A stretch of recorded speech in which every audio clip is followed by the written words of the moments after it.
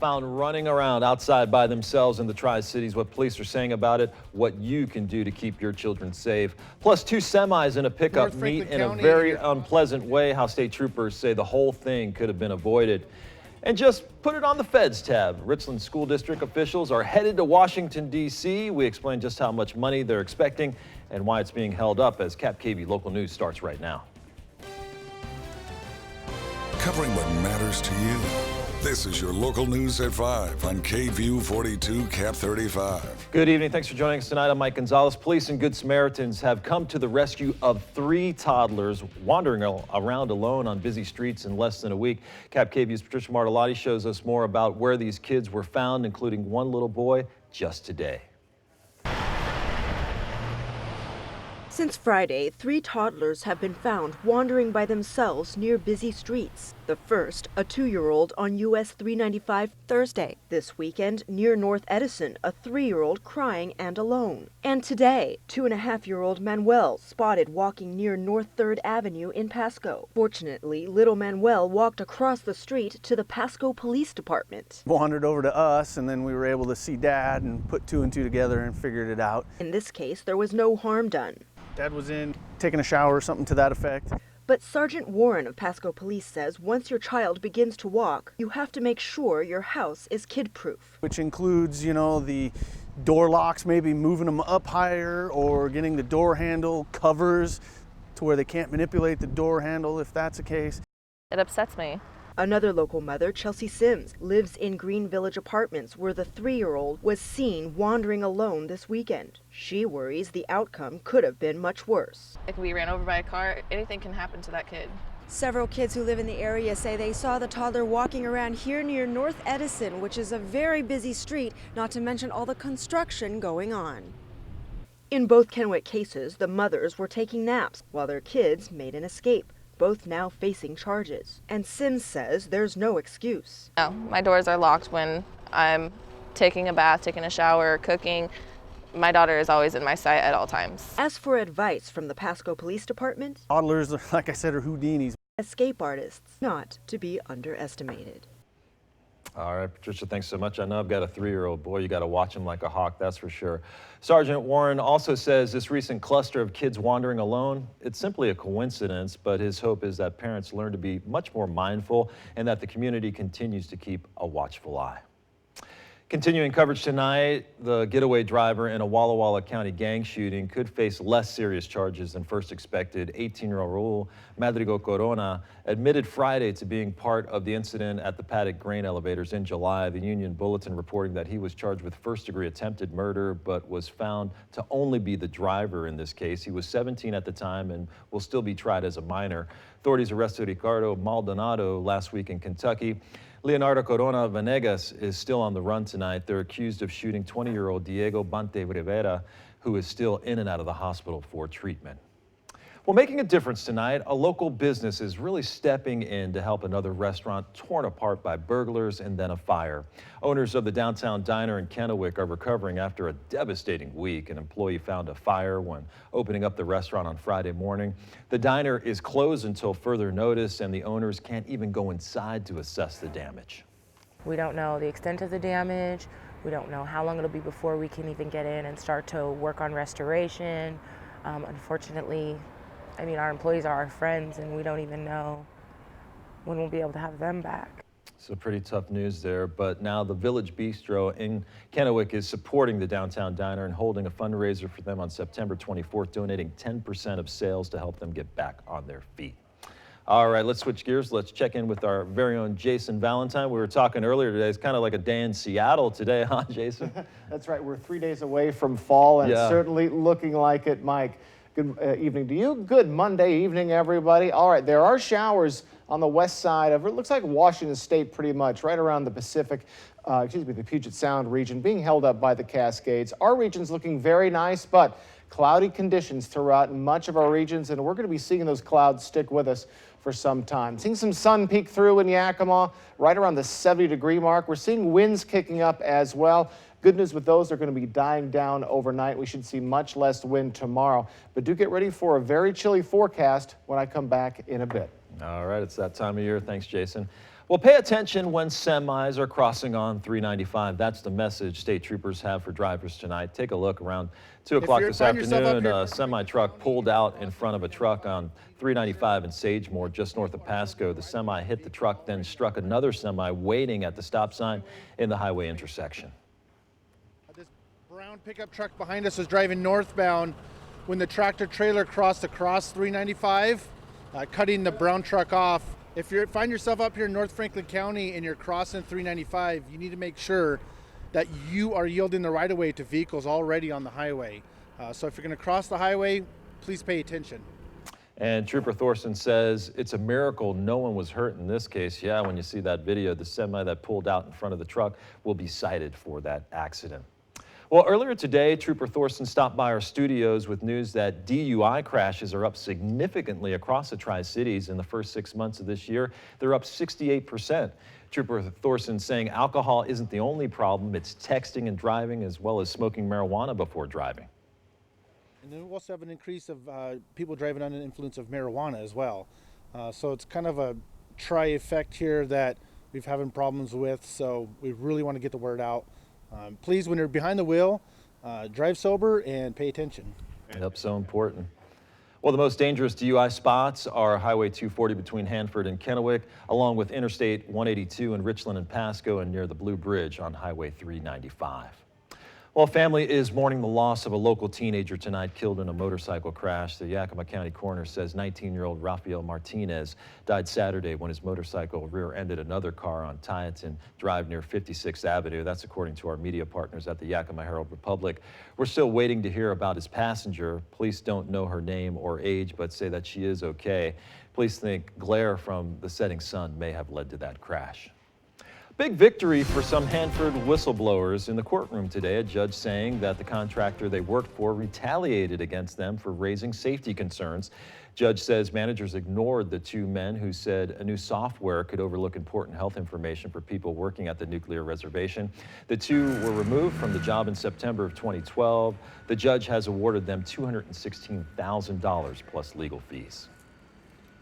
Education news tonight. For the second year in a row, the Richland School District is waiting for its money. The federal government is supposed to help ever since Hanford was removed from the Richland tax roll. But recent funding is delayed. As KVEW's Dennis Shannon reports, district officials are now headed straight to the top for answers. PILT funding here in the Richland School District. It hasn't arrived yet, and Richland school officials are wondering why. Why has it not arrived? And it's very much needed. About $2 million is coming Richland's way, but they have not seen the money yet on the table, and they would like to see that funding move forward. Our concern as not only a district but a region is that this funding hasn't been paid this year yet. They were late last year, the federal government's late, and PILT is payment in lieu of taxes. The government, the Hanford site, was taken off of our tax rolls, which is where we get our funds for schools, and they make this payment in lieu of those taxes. And we're going back to remind them that they made this obligation and said that they would pay, and they haven't been paying. They are going back to Washington, D.C. to talk both with our U.S. senators and Congressman Dan Newhouse about this. Well, it means that they will not have money for some items, including buses, school band instruments, and even some money for school district land. They say it's an obligation that they want to see the feds live up to in the future, and they're hoping for a good result. Reporting in Richland, I'm Dennis Shannon, KVEW Local News. All right, Dennis, thanks so much for that report. Switching gears, the criminal charges keep adding up. Still ahead on KVEW Local News at 5, the latest on the man that authorities say is behind explosions on the East Coast and how an exchange of gunfire landed him behind bars. Plus, cries for justice in another shooting of an unarmed black man by a white police officer. We hear both sides. As we head to break, let's take a live look outside along Columbia Center Boulevard in Kennewick. Jason, right back with your full forecast. Stay with us. I have my feedback. Woohoo! Oh, pretty good news block for the most part. Yeah, I was wondering. I'm like, oh Lord, what happened? All I saw was black, but were we okay?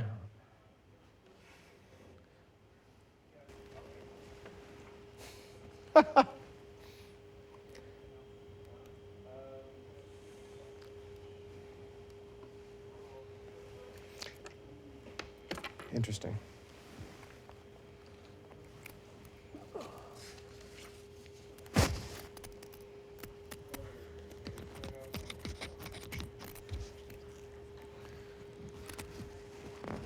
And as you see, Maria, we have the virtual set, and it's.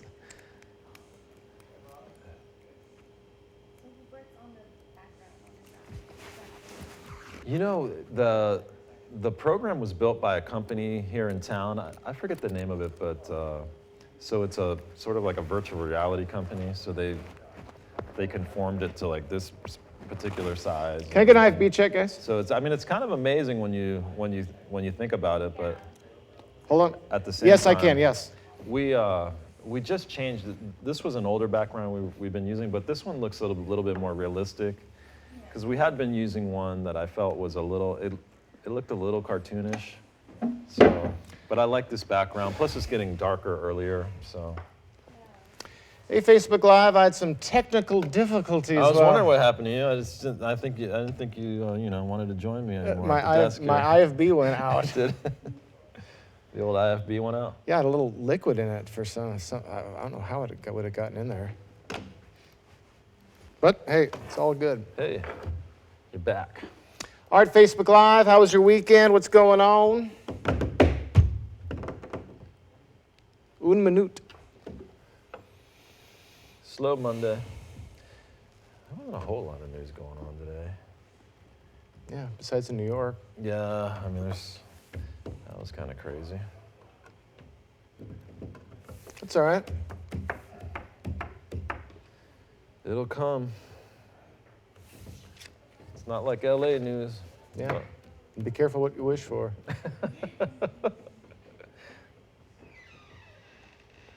We don't get as much breaking news out here, but we get a little bit here and there. But yeah. It's not. There's a lot more news here than people would suspect with three cities, with Yakima, Hanford and all, the. Actually, a lot more going on. Yeah, there's a lot of suspected. A lot more culture, I think, than people would expect. Oh yeah, for sure. All right, here we go. Here we go, Facebook Live.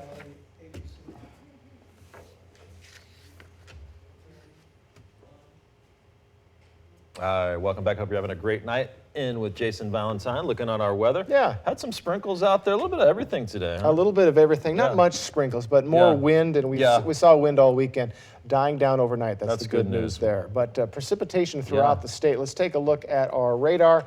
And you can see cloud coverage in our areas and precipitation pretty much in every quadrant of Washington state, except for our areas, a little bit coming into the Portland region and the northwestern part of Oregon. For our areas, expect more cloud coverage as we move along in the week, and these cool temperatures are going to continue, so just get ready. You may want to get your coat out. Look at these current temperatures, right around 70 degrees in Tri-Cities, Hanford, Yakima, upper to mid-60s in some areas. Pendleton, very chilly at 63. So again, on Friday, we were around 90 degrees at this time, so much cooler, and we're going to be staying around these areas. Now let's take a look at winds picking up again in the Ellensburg region, 23 miles per hour, mid-teens for the rest of our areas. And we've seen quite a bit of wind for really the weekend into today. If we look at our next 24 hours, the winds are going to be dying down. Looking at pretty much when we get to our overnight period, they'll be dying down quite a bit into tomorrow. So that is good news. Much less wind in our area for the, at least after tonight, for tomorrow as well. Tonight will be warm, right around 51 for Walla Walla, our usual hot spot, mid to upper 40s for the rest of our regions, except for Yakima, looking a little cooler, lower 40s for Yakima and Ellensburg. A little bit more cloud coverage in the mid-Columbia overnight. So get ready for cooling temperatures. Hey, look at this beautiful shot. Thank you to the Morecast folks and looking at sunrise in Oregon City. Folks, if you would like your weather shot to be put on the news, just tweet us at KVEW. All right, next 12 hours, cool and cloudy overnight period. Not too bad. Again, a little cooler towards the Yakima region. Winds will die down overnight. Cloudy and cool for your AM commute tomorrow, and expect that pretty much all this week. Let's take a look at our 7-day forecast. Tomorrow, 71, mostly cloudy, pretty much exactly what we're seeing today for Yakima. We might slowly start to warm up to the mid-70s by Friday, and for our weekend, mid to upper 70s. And don't forget, fall comes into the area on Thursday morning, so We're about to hit a new season, and it's already looking like it. Tomorrow for the Tri-Cities region, 73, 72 on your first day of fall, and getting maybe a little bit warmer as we get to our weekend. So for the next few days, expect lower 70s, plenty of clouds, and again, a shot of rain, but not really a great chance of it. All right, this year is really flying by, Jason. Thanks so much. Can't believe it's already fall. Developing tonight, anger and sadness over a deadly police shooting of an unarmed man. The family now ripped apart. And what happened? My nephew got shot. White police officer shot and killed 40-year-old Terrence Crutcher, a black man, on Friday. Police say Crutcher's SUV stalled on Friday. Officers arrived to investigate. Somewhere along the line, they asked Crutcher to put up his hands. Dash cam video showing he does that, but then slightly lowers them near the car. Police tased him, then almost immediately shots were fired. An investigation revealed that Crutcher did not have a weapon in the vehicle. And a major break in this weekend's bombing attacks. A dramatic shootout with police ending with the suspect in custody. 2 officers are now recovering from injuries tonight. ABC's Elizabeth Herr has more on the attacks. The manhunt for the suspect ending in a shootout, injuring 28-year-old Ahmad Khan Rahami and 2 police officers. One of the officers was actually sitting in his police vehicle when he was shot at. I'm told the round went through the windshield and actually glanced off his forehead area. The takedown following a 911 call from a New Jersey bar owner who told police there was a man sleeping in the hallway of his business. When the police officer arrived and to wake the individual, and within a matter of seconds, the suspect fired on him. He had his vest on, and he was hitting his vest, and so that saved him. Investigators now revealing they identified Rahami as their suspect using a cell phone found attached to a pressure cooker undetonated on 27th Street in Manhattan. Right now, we're not actively seeking anyone. I have no indication that there is a cell operating in the area or in the city. The investigation is ongoing. That's one of 4 bombs discovered in New York and New Jersey over the weekend, the latest in Elizabeth, New Jersey, not far from where Rahami lived. Vigilance is called for. And it's very, very important if people see anything unusual, particularly an unattended package, that they report it immediately. Well, as for the suspect arrested here this morning, ABC News has learned he is not cooperating, not answering any questions, or even giving his name. So investigators are now in the process of using DNA and other forensic evidence to try to positively link him to the explosions. Elizabeth Herr, ABC News, Linden, New Jersey. Elizabeth, thank you. Meanwhile, the FBI is stepping in to investigate a potential act of terrorism at a Minnesota shopping mall. The suspect now dead. An off-duty police officer shot and killed this man, 22-year-old Dahir Adan, who entered the mall and stabbed 9 people with a knife. Witnesses saying he asked victims if they were Muslim or not. All of them are out of the hospital tonight. ISIS has claimed responsibility, but Muslim groups are speaking out against the violence. Please, let's spread love instead of hate. And I will say it again, ISIS does not represent us. It does not represent Islam. President Barack Obama says there is no intelligence at this point connecting the Minnesota stabbing to those bombings in New York and New Jersey. Well, a lighter note, a sum of $1.5 million adding up just right. Next, how this local professor is using a gigantic grant and her research to help instructors all over the region teach math.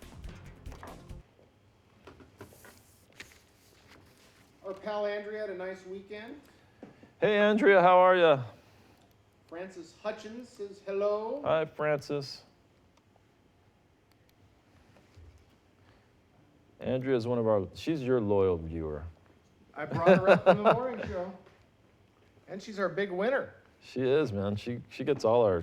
We didn't have our question. I miss our question of the day. That's right. Our question of the day is, why did Galen forget the question of the day?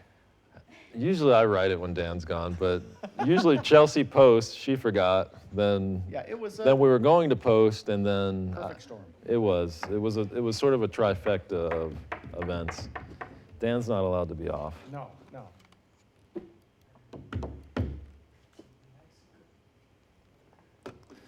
What happened? The thing didn't work out there, Al? No, it didn't, sir. Yeah. Okay, we're going to give it another shot at 6:30. Okay. So if you guys want to get out there a little bit early and check the shot. An inmate died of thirst in a jail, Washington. What part? Authorities have ruled the death of an inmate in jail. Which jail? What did it say where? Is that Washington? It could be D.C. too. Authorities have ruled the death of an inmate in jail run by top law enforcement supporters of the GOP nominee Donald Trump, a homicide caused by profound dehydration. Where's that at? From the Huffington Post? I think it's my CNN. HuffPost, yeah. Almost the same, yeah. Almost the same thing.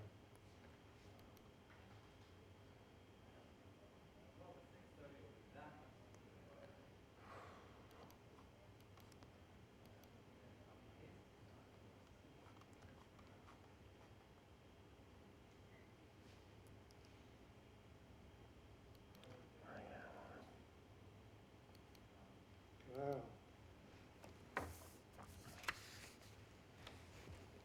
Where were you guys on? 390? Just 395? Sometimes, She says the wind. yeah, it just depends sometimes It's where real you are. windy out there.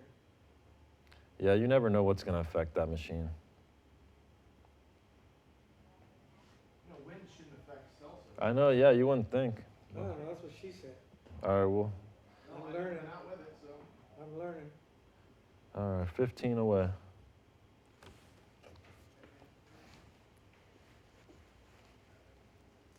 You don't have one of the screens? Yeah, I do. That's nice. Yeah, those are nice. I just don't know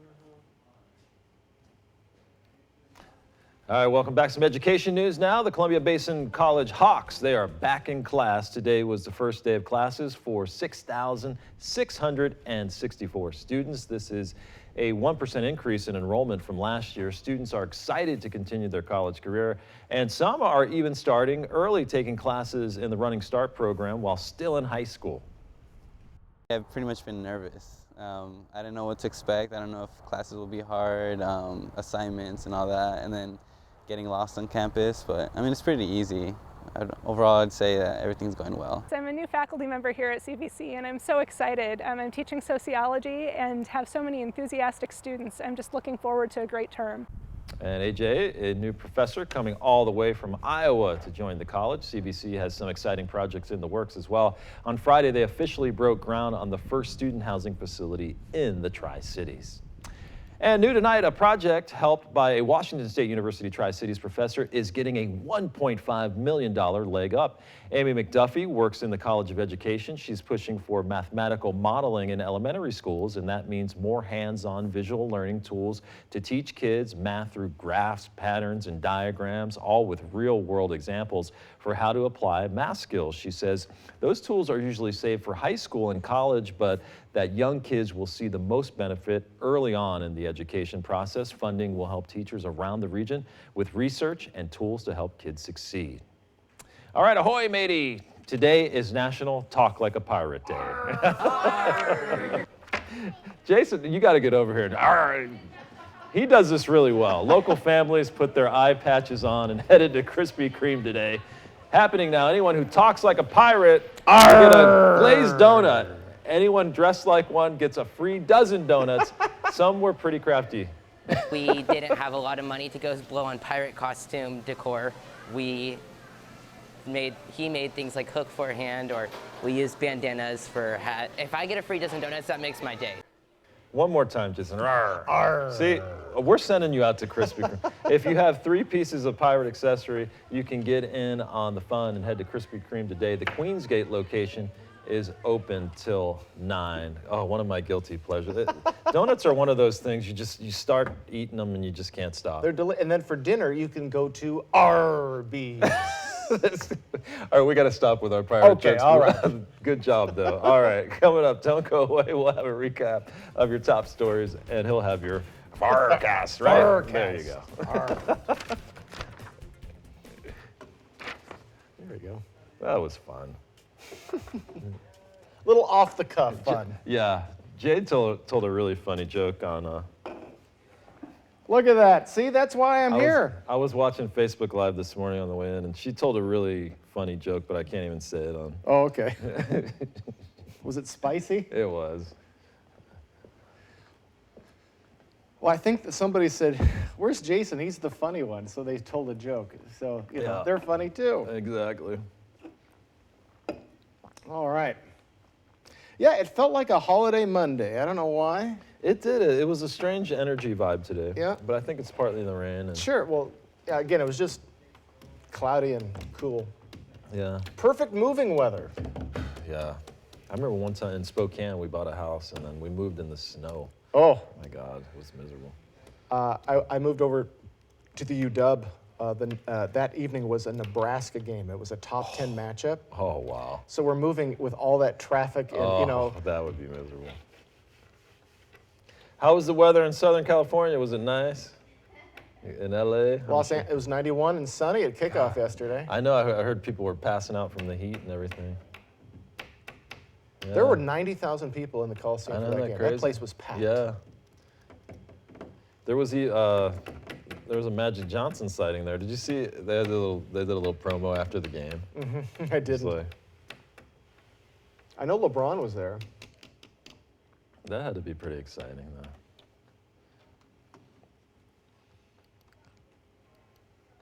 Just that game was hard to watch. Yeah, man, it wasn't not much offense. I'm not sure how good Seattle is this year. Well, they're hurt and they got a brand new line. That was a bad combination. New offensive line and Russell getting hurt. It's hampered them.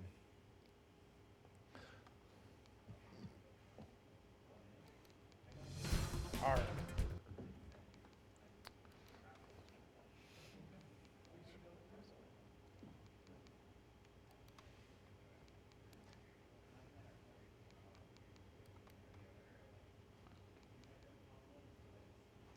All right.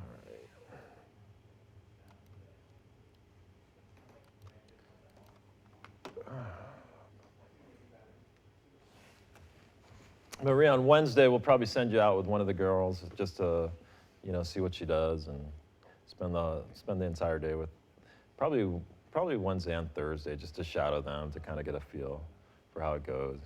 Yeah, it'll be fun.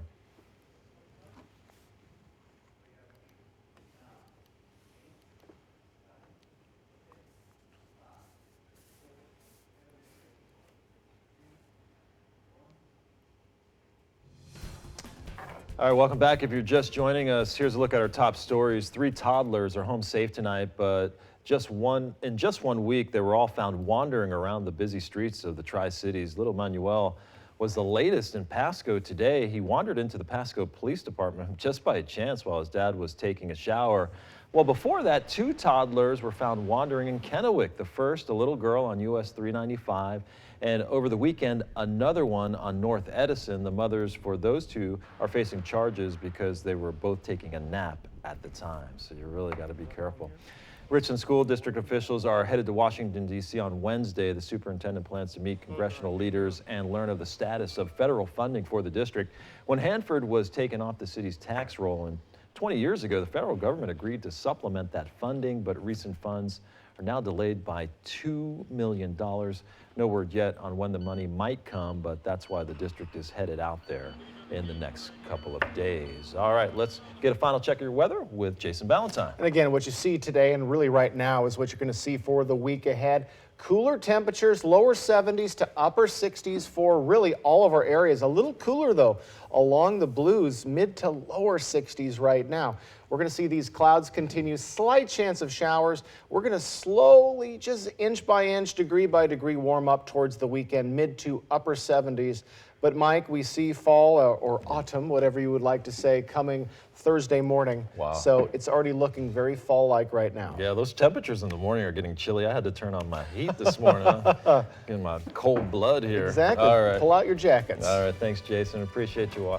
Appreciate your reporting there. World News Tonight with David Muir is next. We'll see you again at 6:30. Have a great night, everyone.